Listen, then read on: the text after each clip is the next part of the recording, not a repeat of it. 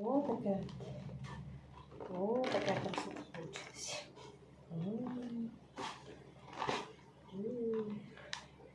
Зажарку я не делаю, просто нарезала немножко морковочки, лучка для супа лапши из баранины. Суп лапши. Тесто я раскатала. На два яйца добавляла, когда замешивала. Раскатала тесто. Такое вот. Вот такое большое тесто.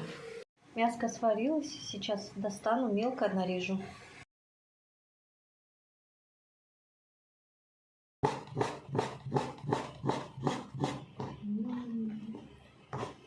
Вот такая красота получилась у нас. Вот такое тесто шикарное. Вот лапшичка. Лапшичка.